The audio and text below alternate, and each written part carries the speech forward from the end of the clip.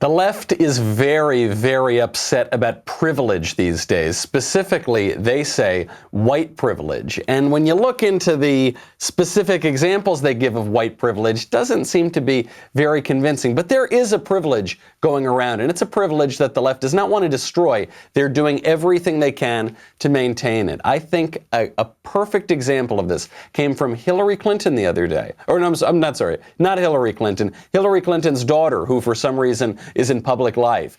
She has famous parents, and so now for some reason she's in public life. Chelsea Clinton was on a Women for Biden panel with the radical Democratic representative Ayanna Pressley, the Ringo of the squad, and she described and lamented her terrible white privilege.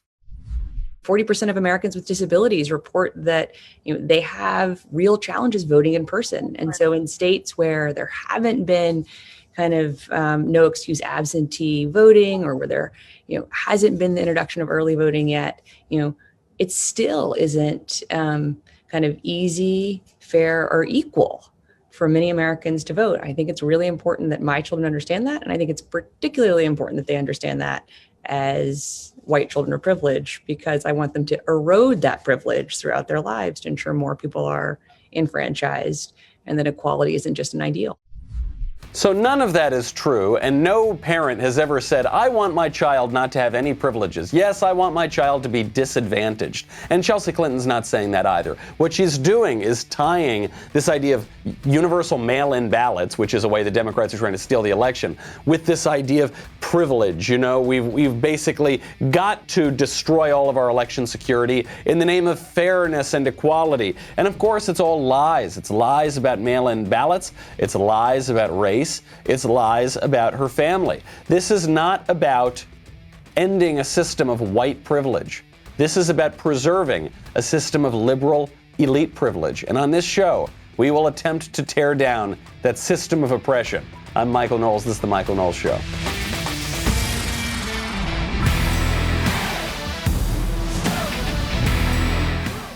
Oh, we are dismantling oppression today, my friends.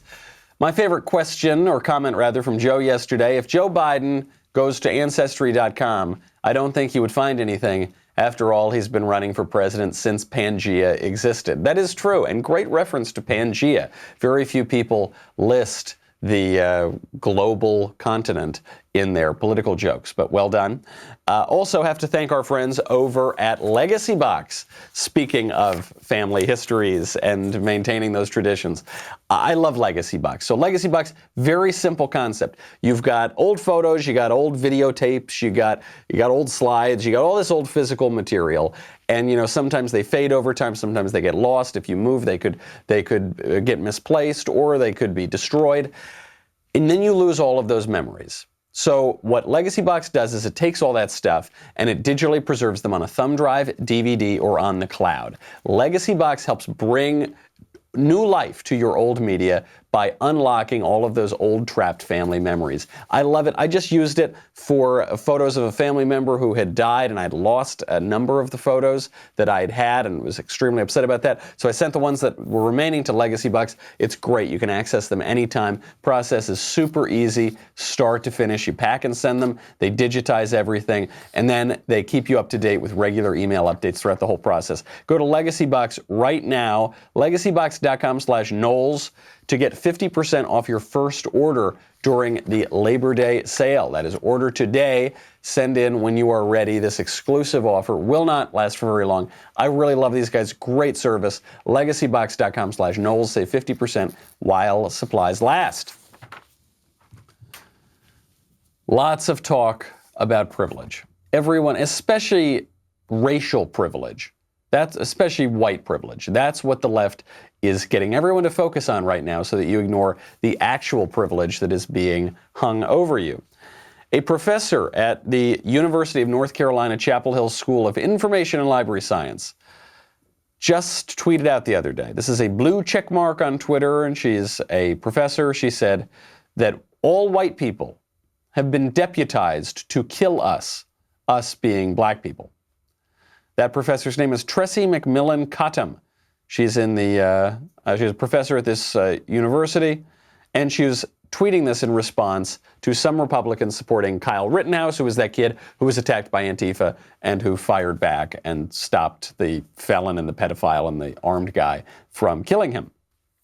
All white people have been deputized to kill us. I think if you've been watching the BLM riots for the past 4 or 5 months now, you would believe that. You would believe that there is this scourge in America, this epidemic, not of a virus, but of white people, racist whites just slaughtering innocent black people, right? You've probably heard that. Demi Lovato, who I'm told is a singer, says that she hates her skin color because she shares her skin color with all these killers. She said, quote, "All I knew was that I hated that I shared the same skin color as the people accused of committing heinous crimes against Ahmaud Arbery, Breonna Taylor, George Floyd, and many, many other black lives." Capital B. Now we're capitalizing these colors. So is this true? Should one feel this intense white guilt, this guilt that white people are slaughtering black people all over the place? The statistics don't bear that out. And we're going to get to statistics a little bit later in the show, because I made a provocative point yesterday on statistics, and some people were upset about it. But we will get to that. But I will name these statistics now. In 2019, do you know how many black people were murdered in the United States? 2,925. Total number of black people in the United States murdered. Do you know how many of those were murdered by white people? 234. 234 out of 2,925. Do you know how many of those black people who were murdered by other black people? 2,600. 2,600 out of 2,925. That means that 8% of black people murdered last year were murdered by white people. 89% of black people murdered last year were murdered by black people. But you would not know that statistic. You would not know that fact if you were watching the mainstream media or listening to our political leaders or listening to the activists. Because for some reason, those statistics don't seem to matter. They're so interested in science. They're so interested in looking into the precise scientific analysis of white supremacy and all this sort of thing. But those statistics don't seem to matter. You're given a very different picture. We'll get to why, as I said a little bit later. This doesn't just even stop at the political level. This goes all the way up to the religious level. Even the most traditional institution in the Christian West, the Catholic Church. The cult of white guilt has infiltrated the Catholic Church. A parishioner, I suppose, recorded this homily, I don't know if you could call it a homily, from a priest at St. Xavier Catholic Church in New York City, who is now engaging in the liturgy of wokeness. Do you support racial justice, equity, and compassion in human relations? Yes. Do you affirm that white privilege is unfair and harmful to those who have it and to those who do not? Yes. Do you affirm that white privilege and the culture of white supremacy must be dismantled wherever it is present? Yes. Do you support racial equity, justice, and liberation for every person? Yes. Do you affirm the inherent worth and dignity of every person? Yes. Therefore, from this day forward, will you strive to understand more deeply the injustice and suffering white privilege and white supremacy cause? Yes. Will you commit to help transform our church culture to one that is actively engaged in seeking racial justice and equity for everyone? Yes. Will you renew and honor this pledge daily, knowing that our church and our community, our nation and our world will be better places because of our efforts? Yes. I can't say I've ever heard that system of vows in a Catholic church. What this is, of course, I mean, for individual aspects of that, nobody would disagree. Yeah, be nice to people, don't be mean to people, be a good person, don't be a bad person, right? But what this is really describing is a new and separate and replacement theology for Christianity. This is now the theology of wokeness. You're replacing what may appear to be one's baptismal vows with now being baptized into the waters of wokeness. Saying that there are these things, white supremacy, white privilege. Haven't seen those anywhere. I don't know exactly what the priest means by this. I know that we have one matter of legal racial discrimination in our country. There's only one matter where it is legal to discriminate by race. That is called affirmative action. It benefits Black and Hispanic applicants for jobs. It disadvantages white and Asian applicants for jobs. That's it. Show me the other legal white supremacy, or any legal white supremacy for that matter. Show me the legal racial discrimination other than affirmative action. Where is it? Nowhere. It doesn't exist. So what is this priest talking about? He has fallen prey to the same thing that I think a lot of our country has, which is a distraction. It's not even that all this talk about white supremacy or white privilege or whatever, all the racial division that seems to be conveniently ginned up every 4 years it's not even that it's in good faith. It's not even that, maybe some people who have good intentions are mistaken. It is a distraction to distract you from a genuine system of privilege and inequity in this country, which is liberal elite privilege. Liberal elite privilege, which manifests itself in the media, in politics, in the universities, in education for that matter, in Hollywood, in big tech. There is a liberal established apparatus that plays by a completely different set of rules than you and I play to. And it doesn't matter what color our skin is. It doesn't matter what matters is this political distinction here, which we can get to a little bit later in the show. I'll give you a real example of privilege here. Think about how crazy it is that BLM, an avowedly Marxist organization that seeks to destroy the nuclear family, has now taken a foothold in a Catholic church in New York. Think about how sick the society must have become that a Catholic parish in New York is spouting the Marxist idiocy of Black Lives Matter.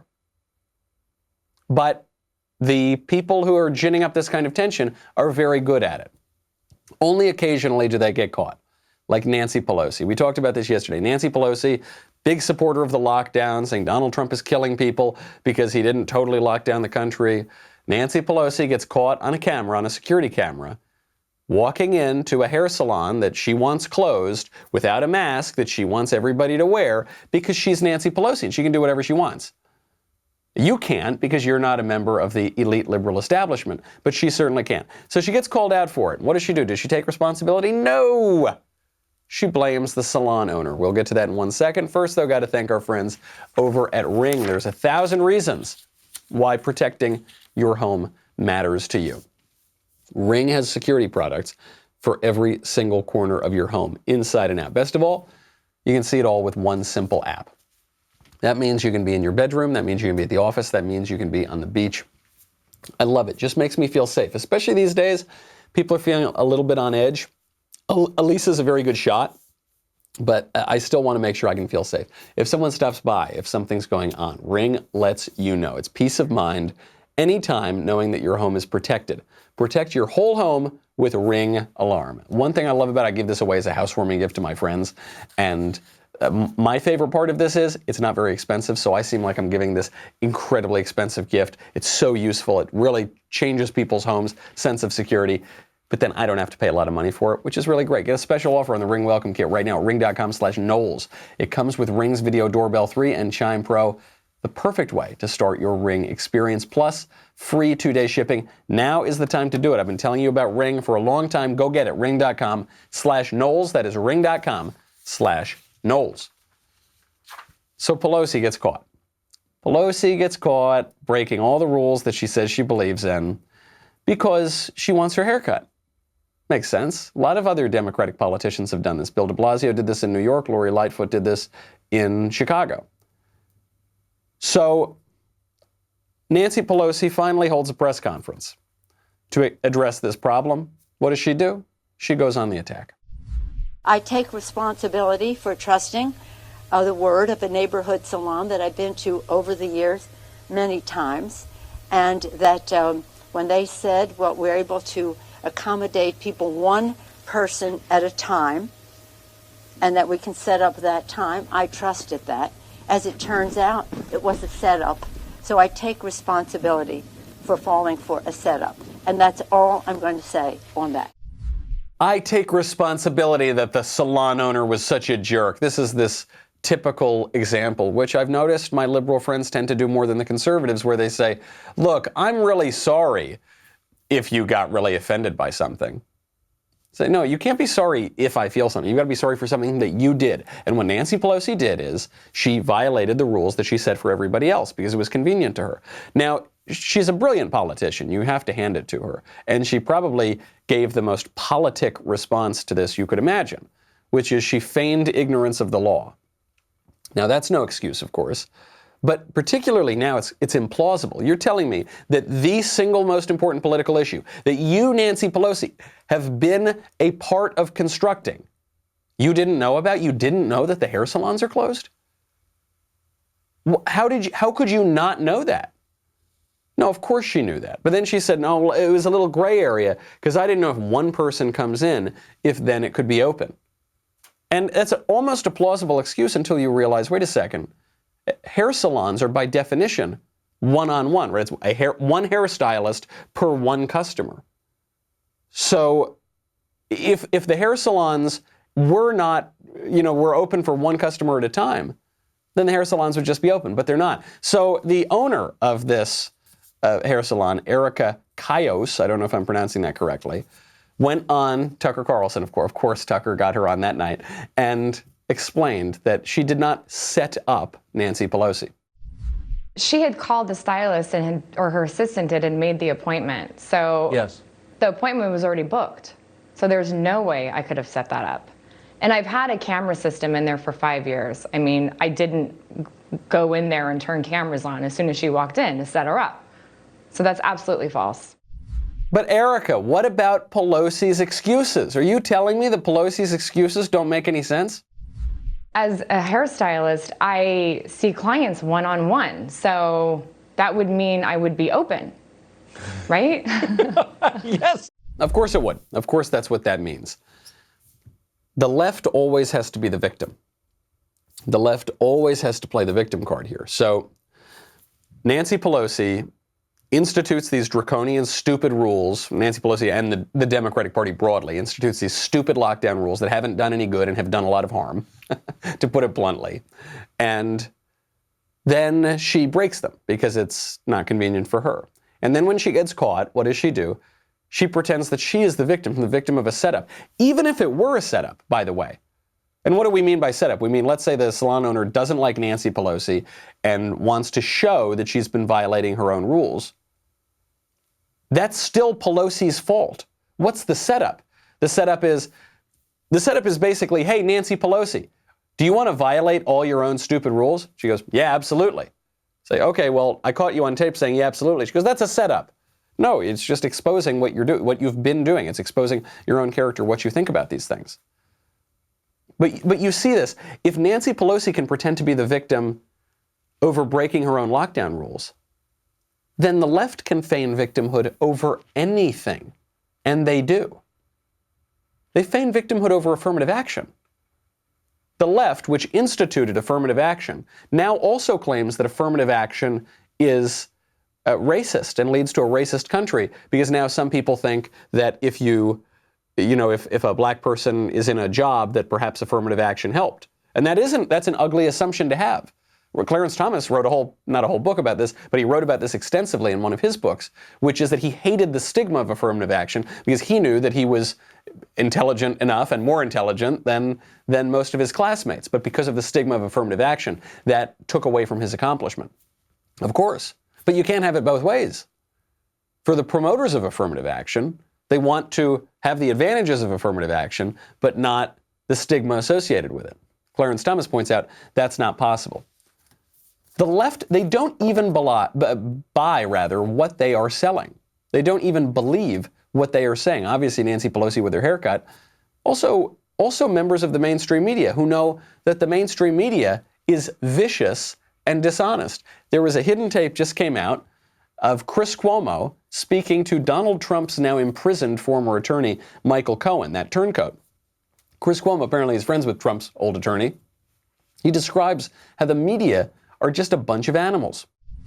I'm always careful when I talk to media, Right. Do you know how many phone calls I've gotten from people at ABC who say that reporters are calling and lying about things they heard about me to try to get stories about me when I was at ABC. Guys calling and saying, I heard he was the Charlie Rose of ABC, he used to invite women to the hotel and open his bathroom. Do I look like the kind of guy who's got to do that? Sure, why not? But you're lying. So I already now, have a good source that says that he forced one woman to have sex. I just want to know if you've ever heard anything like that. There is no woman. Right. There is none of that. So here's the problem. Women who do work there saying, oh yeah, some of these men, and naming me with other guys, we bumped into each other once in the elevator and he put his hand on my shoulder and he made me really uncomfortable. I mean, what the It's a problem. And now I'm careful with the media always. Right. I've always told you, the media is not your friend. No. The media is not your friend. Now, what is significant about that conversation? One, it's kind of funny that Chris Cuomo is getting advice from Trump's former attorney that they all have attacked for many years. But Chris Cuomo here is pointing out, one, there's no journalistic integrity out there, and the media are just trying to push an agenda, and not even he trusts them, but he's a member of the mainstream media. There's a big difference between the mainstream media and alternative media sources. We do need some kind of journalism, right? We do need some kind of political commentary, but what we know is there's a big difference between, say, this podcast or other conservative alternative media and CNN. One difference is usually we get better ratings in alternative conservative media, but CNN is part of the established media, right? Most of CNN's ratings come from airports. It's just on at airport TVs because that is considered to be authoritative and very serious news. And Chris Cuomo goes out there every night and says, yes, we're very serious news. And yet, in his heart, he knows that the media are full of it. They're not objective in any way. They're not even interested in the truth. They're liars and they're rats. His brother, Andrew Cuomo, governor of New York, is now threatening Donald Trump. Andrew Cuomo in New York says this about the president, quote, he better have an army if he thinks he's going to walk down the street in New York. New Yorkers don't want to have anything to do with him. He can't have enough bodyguards to walk through New York City. People don't want to have anything to do with him. So this is a direct threat from a Democratic governor, and the Democratic governor who handled coronavirus worse than any governor in the country, against the president of the United States. Can you imagine if a Republican governor said this about Barack Obama? He would be put on trial. He'd be sent to The Hague. He would be called a racist and a vicious monster and a terrible person. There would be calls for him to be kicked out of office. With Andrew Cuomo saying this, directly threatening the life of the president, saying he better not come here, he's going to need an army because otherwise he's going to get killed. What happens to him? Nothing. Now, is that a racial privilege? No, I don't think it's a racial privilege. I don't think the Italians get any particular privilege. Do I think that the fact that if the situation were flipped and it was Barack Obama's president, any Republican governor, do I think that's a black privilege? No, I don't think it's that. I think we're looking at privilege all the wrong way. I don't think it's a matter of racial privilege at all. I think it is a matter of political privilege. Liberal establishment elite privilege, which totally exists, and it's why this story is going to get totally buried. It's going to get totally buried as the Democrats, as the liberal establishment tries to steal this election. And make no mistake, they are actively attempting to steal this election. Now, you might not know that if you watch the mainstream media, because the primary method right now that they're using to steal this election through fraud is this universal mail-in ballot issue. And the mail-in ballots are highly unreliable. They can be harvested. They, first of all, just often don't get there in the mail, right? There have been experiments done where 3% of mail-in ballots don't even end up in the hands of the recipients. Forget about where they came from first.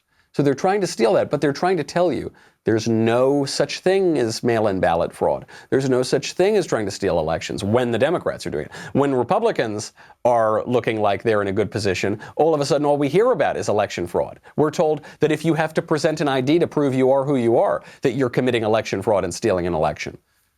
But now that the Democrats are trying to harvest ballots from senior citizen homes, all of a sudden no such thing. Wolf Blitzer at CNN took this liberal position, tried to smack down Attorney General Bill Barr, the honey badger, who was bringing up all of these issues. Bill Barr wouldn't let him have it. He explained in excellent detail the nature of voter fraud in the United States. The bipartisan commission chaired by Jimmy Carter and James Baker said back in 2009 that mail-in voting is fraught with the risk of fraud and coercion. But since then, there have been until a lot this of investigations that haven't proved it. Let me talk. Yeah, please. And since that time, there have been in the newspapers, in networks, academic studies saying it is open to fraud and coercion. The only time the narrative changed is after this administration came in. But elections that have been held with mail have found substantial fraud and coercion. For example, we indicted someone in Texas, 1,700 ballots collected from people who could vote. He made them out and voted for the person he wanted to. Okay? Because that kind of thing happens with mail-in ballots, and everyone knows it. Of course everyone knows it. And look at how the narrative changes. That's the key there. He says, what about this commission chaired by Jimmy Carter and Jim Baker that found that there is substantial fraud in mail-in? You were all talking about that until the day before yesterday. The minute he gets into that, all of a sudden Wolf Blitzer tries to cut him off. Bill Barr won't let him do it. He says, no, I'm not going to let you do this today. I'm going to explain to you how it works. So then Wolf Blitzer moves on to the next Democratic talking point. First is there's no fraud whatsoever in the mail. The next talking point is okay. And they always say this whenever you cite any case of actual voter fraud. They'll say, okay, that's one individual case, but there's no widespread problem. Bill Barr shuts that down too. There are individual cases, but as far as widespread fraud, we haven't seen that since. Well, we haven't had the kind of widespread use of mail-in ballots that's being proposed. We've had absentee ballots from people who request them from a specific address. Now what we're talking about is mailing them to everyone on the voter list when everyone knows those voter lists are inaccurate. People who should get them don't get them, which is what has been one of the major complaints in states that have tried this in municipal elections. And people who get them are not the right people. They're people who have replaced the previous occupant, and they can make them out. And sometimes multiple ballots come to the same address with a whole several generations of occupants. Do you think that's a way to run a vote? Well, the only thing I'm saying is that so far we haven't seen widespread fraud. But so far we haven't tried it. It's like Wolf Blitzer has nothing left. It's like he's that non-player character meme. He's like he's a robot, just beep boop. He's got the pre-programmed line, which is, well, we've seen it on an individual level, but we haven't seen it on a widespread level. Bill Barr gives a great answer. He says, right, we've never tried it on a widespread level. We've never tried this universal mail-in thing. We've done absentee, which is not only different in degree, but it's different in kind from what's being proposed. Because with absentee, you have to specifically request it to a specific address. Here, we're just going to mail them out to wherever. You remember how that cat that's been dead for 20 years got an absentee ballot a couple of months ago? There was I forget which state it was in. A couple came on. They said, yeah, our cat who's been dead for 20 years got an absentee ballot. And I don't think that dead cats should vote. That sort of thing is happening. People who have moved out of homes, they'll get the ballot to the old address. So Bill Barr completely strikes that down. Wolf Blitzer's got nothing left. He says, yeah, but it just seems individual, not widespread. Bill Barr says, right, I just explained to you why that is. We've never tried widespread. What's going to happen then? Wolf Blitzer keeps pushing. So Bill Barr makes the biggest point of all, which is we're in uncharted territory and we're playing with fire. The point is that a lot of us, there are several states that only have mail-in voting, including a Republican state. Well, this is playing with fire. This is playing with fire. We're a very closely divided country here. And if people have to have confidence in the results of the election and the legitimacy of the government, and people trying to change the rules to this methodology, which, as a matter of logic, is very open to fraud and coercion, is reckless and dangerous. And the people are playing with fire. Of course, he's absolutely right. And of course, he strikes this down. And the liberal elite privilege is not having to answer that for now the several years they've been trying to push this sort of thing. But unfortunately, they made the mistake of inviting the honey badger on CNN, and he wouldn't let them get away with it. Some good news in the presidential front. Trump right now is leading Joe Biden by 2 points in North Carolina, 49 to 47. This is according to a poll released on Tuesday by East Carolina University. Polls in other places are tightening up. And you know, I don't pay a ton of attention to polls. Public opinion polls are a relatively recent invention of the social sciences, which I'm highly skeptical of anyway. Polls famously were pretty wrong in 2016. Some people still try to defend the polls in 2016, but the fact is all of the meta-analysis of all these polls showed Hillary had a 99% chance of winning, and then when she lost, they said, no, they weren't wrong. It's just that the 1% turned out to be true, and this is the problem with not just polls. Let's go back to something else that's a little bit older, but it's still a very recent invention, statistics. Lies, damned lies, and statistics. I got in trouble yesterday on the show because I made a point that conservatives, generally speaking, should shun statistics because statistics were created very recently by and for the liberal progressive establishment. What has evolved into the liberal progressive establishment? Even using the word evolved kind of plays into that narrative. Now, people were shocked. They said, Michael, what are you talking about? We need statistics. No, we don't. We can use statistics when they help us, but we've got to be very, very careful about statistics. Because I think some people, when they heard me say that, conflated statistics with facts. That's how deeply embedded this problem has become. But statistics are not facts. Statistics, in many ways, are the opposite of facts. What does statistics mean? It's a new concept, relatively new concept. It refers to the state, data for the state. And as statism has come into its current form, statistics have taken on a very important role. The word statistics comes from the late 18th century German word Statistik. I don't know how to pronounce. I don't have a great German accent. Ja, Statistik. Late 18th century. This is derived from the New Latin Statisticum Collegium, Council of State, and the Italian word statista, right? Statist. This word, statistic in German, first introduced by Gottfried Achenwall in 1749, designated the analysis of data about the state, specifically the science of the state. And around this time, you see the advent of what you would call political science, the social sciences, economics, sociology, political science, which was a new concept as opposed to political philosophy. The idea here being that there is a science not only to biology, well, even biology is a relatively new one, a science to physics, for instance, or a science to precise things that we can measure under a microscope. There's not just that kind of science, but there's also a science to society. There's also a science to history.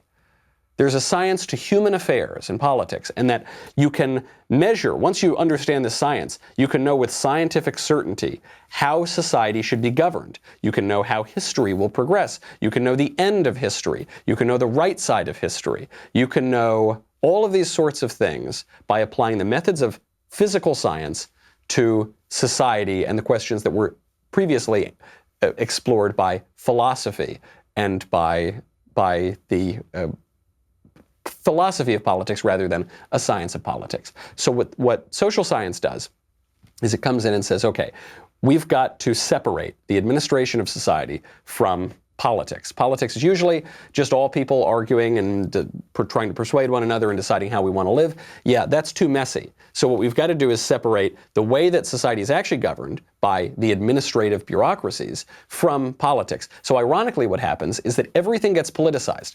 My cup of coffee gets politicized. My choice in clothing, my choice in sneakers gets politicized. Everything is politicized except for politics. The political questions are actually taken away and decided by these headless bureaucracies. And how do the bureaucracies create these policies? They use data given to them by another aspect of the liberal establishment, which is the university. And what does the university give you? Statistics.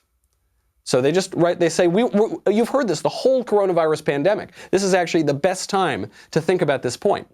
We've been told, look, I don't want to hear from politicians. Meaning, I don't want to hear from our duly elected representatives. Meaning, I don't want to hear from how citizens want to govern themselves. I just want to be governed by science and data. The trouble is, the idea that there is a science of society is complete BS. It is a lie used by liberals or progressives or leftists, or use whatever word you want, to take political power away from you, grab it for themselves, and never have it threatened. Because they say, well, we're just deferring to science. We need the Green New Deal. We need to redistribute trillions of dollars to our favored groups away from the groups that we don't like. Why do we have to do that? Oh, science. Yeah, we need to lock you all in your homes forever, and we need to have the Federal Reserve print up lots and lots of money, and we need to borrow trillions of dollars, and we need to give it out to favored groups. Why? Oh, because of science. Show me the science. I don't see the work there. And the raw material that goes in and is used to justify these kinds of policies is statistics. Okay, but statistics can be abused. I'm not saying that you can't count certain things and have data. Of course you can do that. But statistics can be abused. I'll give you an example.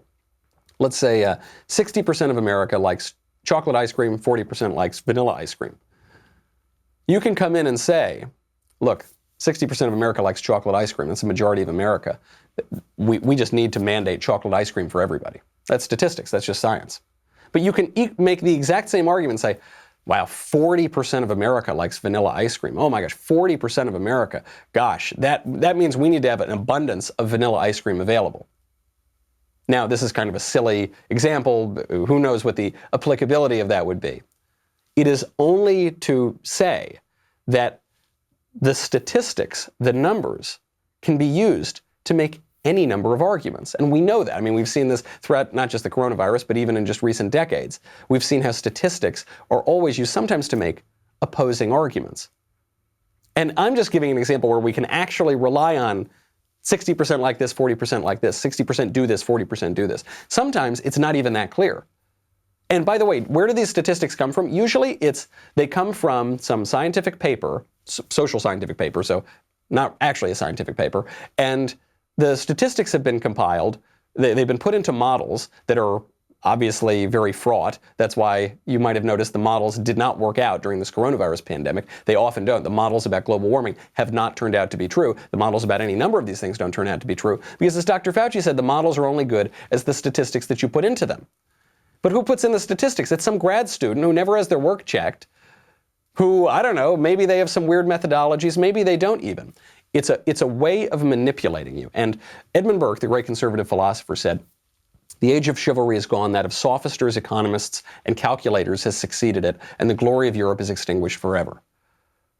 We cannot be those economists, sophisters, and calculators. We shouldn't be these egghead statisticians manipulating data and pretending that authentically political questions really should just be decided by a couple of eggheads in lab coats who pretend that they know the entire science of history and of politics and of society. That is not only profoundly anti-conservative, not only does that feed this kind of liberal established elite privilege, it totally undercuts the concept of self-government and the political traditions that we so cherish. It's my last defense of throwing statistics out the window. Head on over to the Michael Knowles Show YouTube channel. Subscribe. We appreciate it. Also, you get the Daily Wire app on Apple TV and Roku, so you can watch us on the big screen. Head on over. We got a lot more with the mailbag coming up. We'll be right back.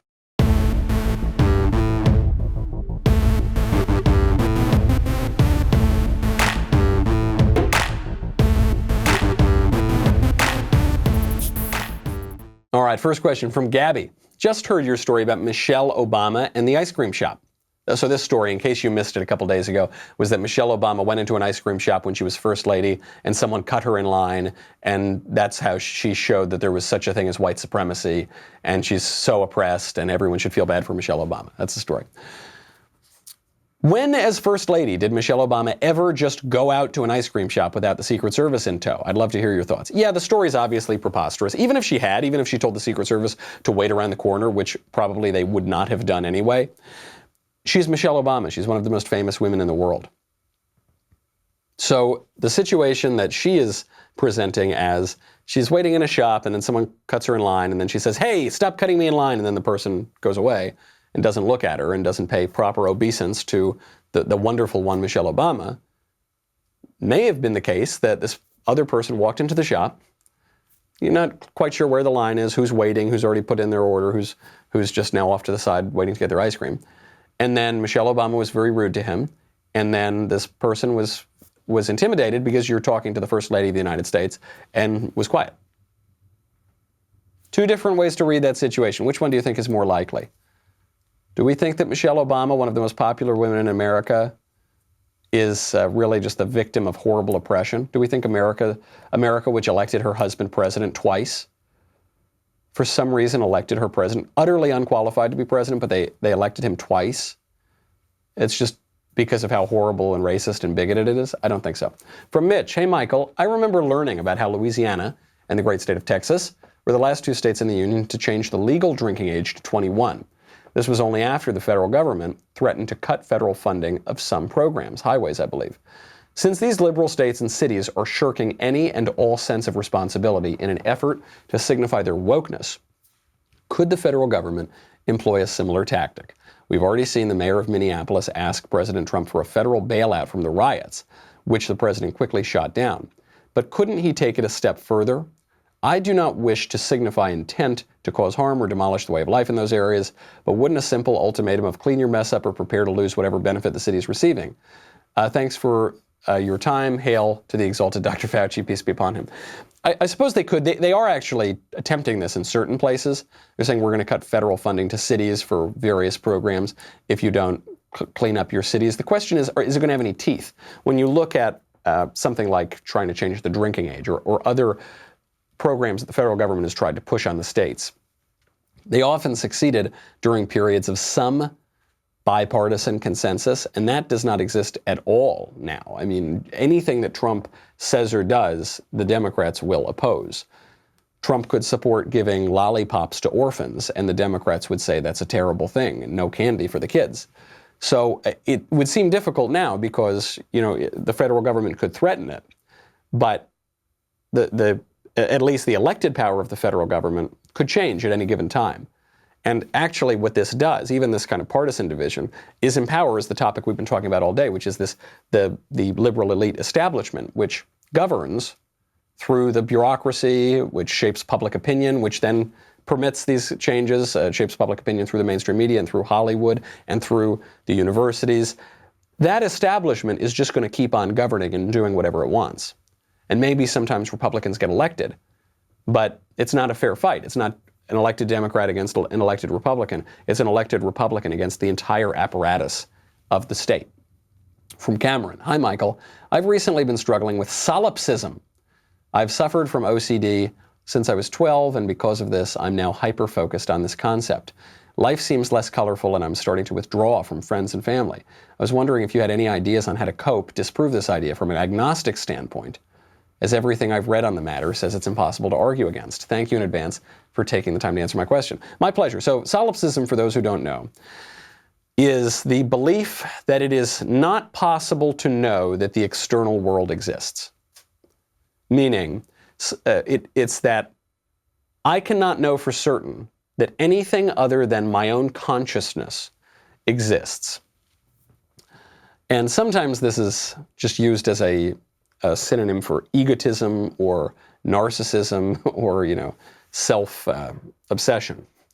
And in some ways it is, right? You're just so enthralled of yourself. I once bandied this solipsistic idea around. When the concept was introduced to me when I was a teenager, I started thinking about it. I said, oh gosh, you're right. I guess I can't prove that the outside world exists. But so what then? This reminds me of these questions of, does free will exist? Well, the only way that I could prove that free will exists is by freely using my rational faculties that I can rely upon objectively, or to at least perceive objective reality, and then come to a conclusion. But that would beg the question, because I would, and by beg the question, that doesn't mean to ask a question, that means to assume my own conclusion.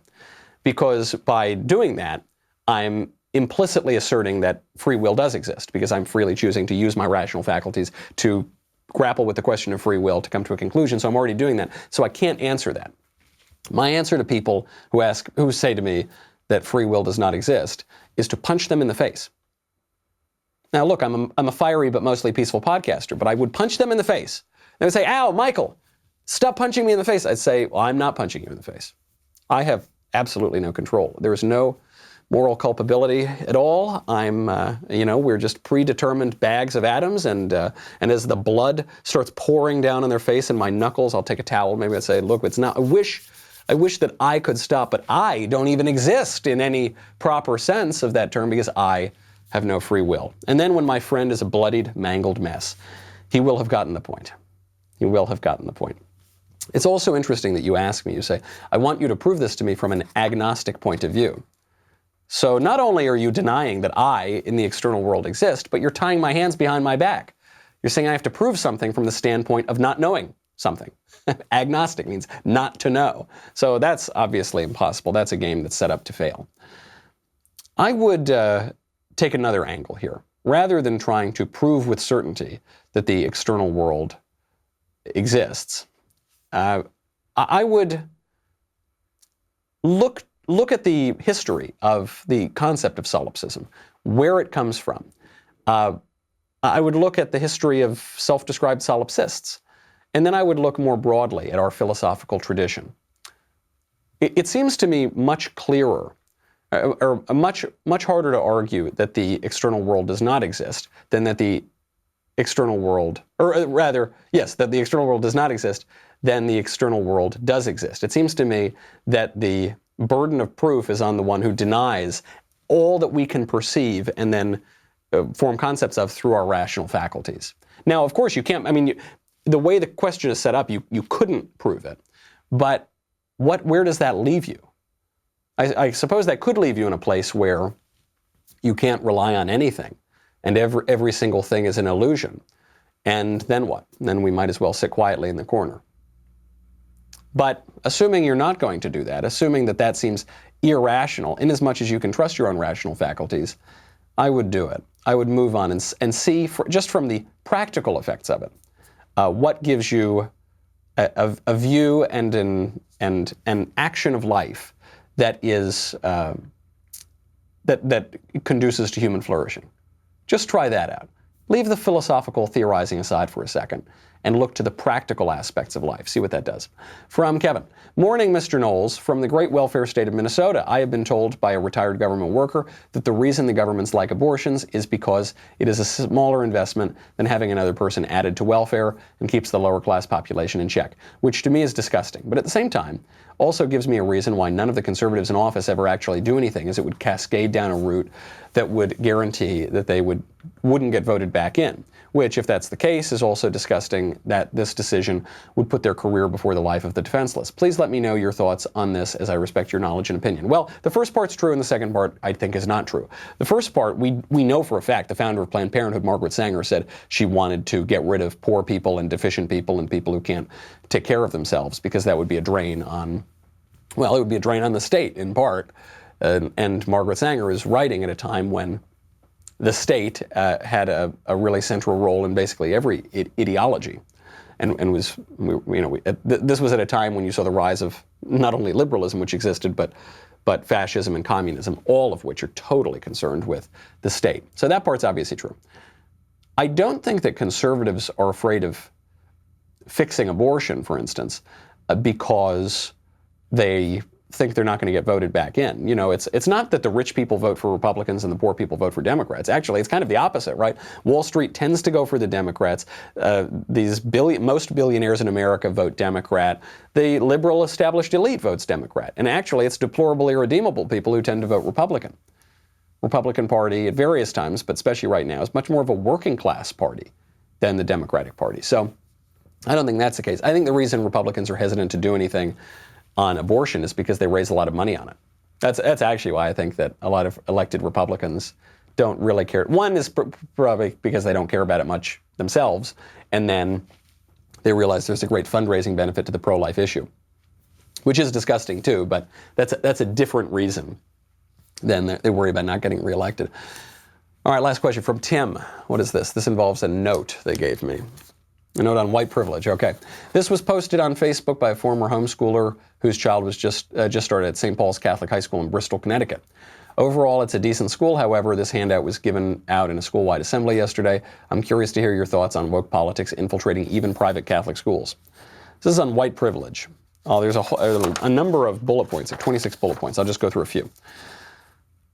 So I guess it's explaining what white privilege is. I can, if I wish, arrange to be in the company of people of my race most of the time. I think a lot of people can do that. You see self-segregation in neighborhoods and social circles, so everybody can do that if they wish. I can be sure that my neighbors in a location that I move to will be neutral or pleasant to me. I can't assure that, and not just because I'm a little swarthy or something. I think that, there are BLM signs in every yard in every city or suburb in all of America, so I think it's not a racial issue. But I can't assure that when I move into a neighborhood, people will be pleasant to me. The minute they find out my politics, they hate my guts. Because if you're a conservative in America today, you are countercultural. You have a politics of dissent from what we've been talking about all show, this liberal establishment. So that backs up my thesis, right? That backs up that the real privilege is kind of liberal elite privilege, not a racial question. I can turn on the television or open the front page of a newspaper and see people of my race widely represented. There's a ton of entertainment for black people and Hispanic people in this, right? You've got TV stations, you've got magazines, you've got outlets, you've got websites. That's crazy. If I want to, I can be pretty sure of finding a publisher for this piece on white privilege. Well, you can because it's liberal, but it's not because of your race. First of all, getting books published is hard, but you could get this drivel published anywhere, couldn't you? Right, it is. It's published in every liberal outlet on the internet. Okay, blah, blah, blah. Posters, cards. Oh, here we go. Oh, here's one. This actually ties right in to the top of the show. Number 22, I can take a job with an affirmative action employer without having coworkers on the job suspect that I got it because of my race. That's the privilege. So even affirmative action is actually a way to disadvantage white and Asian people by law. And they make all these arguments for it, but that is it, right? It's to racially discriminate against white and Asian people. And even that now is taken as a symptom of white privilege, because if you do get a job and you're white or Asian, you can at least be said to think that you got what you deserve. Except the whole ideology of white privilege says that nothing you have is something that you deserve. Total incoherent drivel. It's very sad that a Catholic school would do that. Catholic schools are supposed to be more conservative than the insanity at the public schools, but the rot runs very deep. Runs very, very deep. It's not just Nancy Pelosi and Hillary Clinton. It's not just a couple elected politicians. It runs all the way down through the media, through Hollywood, through technology, through the schools, through the Catholic schools, through the Catholic Church, and when I say the Catholic Church, I just mean that as an example of the most conservative institution. It goes throughout all of the Protestant denominations, all over the West. That is a deeply embedded privilege. How do we reform that system of oppression? We will leave that to next week. I'm Michael Knowles. This is The Michael Knowles Show.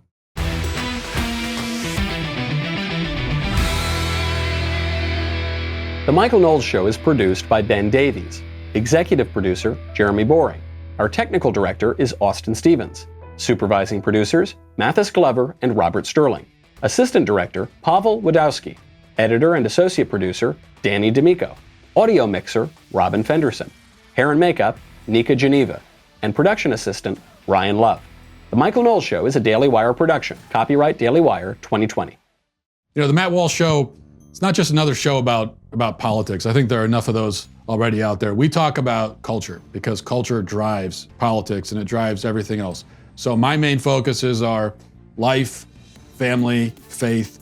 Those are fundamental, and that's what this show is about. I hope you'll give it a listen.